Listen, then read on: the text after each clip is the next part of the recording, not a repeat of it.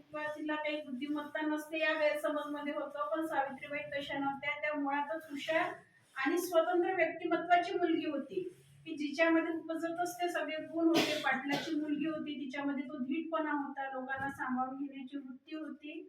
आणि ज्योतिबांच्या घरी गेल्यानंतर जरी आपण म्हणतो की नवरा तिच्या पाठीमागे होता म्हणून तिने काम केलं, अशी कितीतरी माणसं आहे की जे बायकाला सपोर्ट देतात, पण मुळातच त्यांची इच्छा नसते पुढे जाण्याची. पण या सगळ्या गोष्टींना फाटा देत सावित्रीबाईंनी जे काम केलं, आम्ही तुम्हाला वारंवार काय म्हणतो, फुले पिक्चर बघा, याच्यात ती वेगळ्या धाटणीची बाई होती. तिची स्वतंत्र विचार करण्याची वृत्ती होती आणि त्याच्यामुळेच तिचं आज सगळ्या जगामध्ये नाव आहे किंवा आपल्या देशामध्ये नाव आहे. एक भारतरत्न म्हणून आहे आणि तिच्या नावाने इथलं पुण्याचं विद्यापीठ सुद्धा आहे. असं खूप तिने अशा खंडातलं मोठं विद्यापीठ पुणे विद्यापीठ आहे. आपल्या सावित्रीबाई फुलेंचं नाव दिलं आहे. आणि ती बाई किती महान आहे हा विचार तुम्ही डोक्यात ठेवा.